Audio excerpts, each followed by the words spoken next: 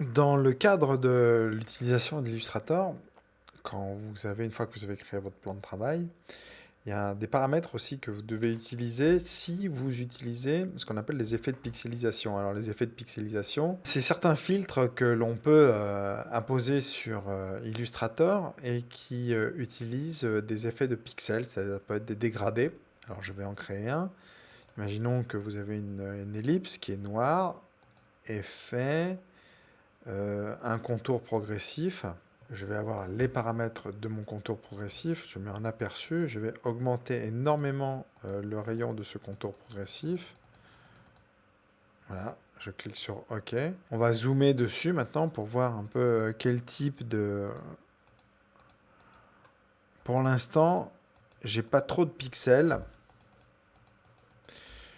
Et pour cause, à l'affichage, j'ai les effets, les paramètres et des effets des dépixelisation du document. Donc, voyons un peu quels sont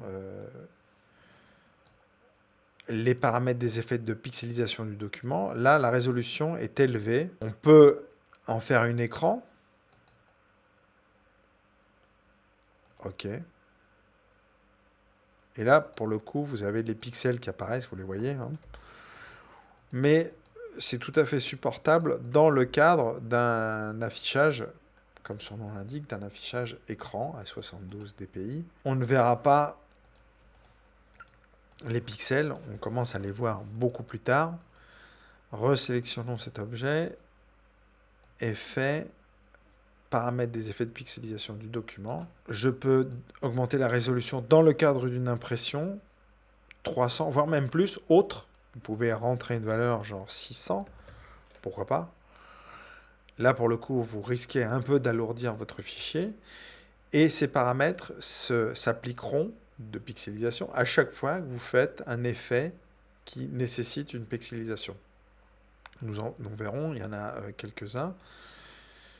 L'arrière-plan, vous choisissez à ce qu'il soit transparent. Les options, le lissage, c'est pas mal.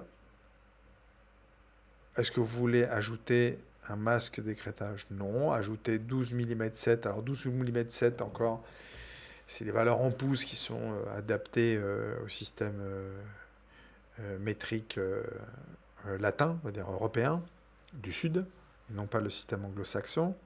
Conserver les tons directs, oui, vous faites OK. Et là, pour le coup, vous voyez, vous avez plus du tout cet effet de pixel, mais vous venez d'alourdir considérablement votre fichier. Et puis surtout, vous n'êtes plus en mode vectoriel de votre dessin. Donc les paramètres de pixelisation, vous pouvez les changer à tout moment en fonction de la destination de votre document. Si c'est de l'affichage, on va dire digital, vous restez à 72. Et si vous avez besoin d'impression, 300, voire même au-delà.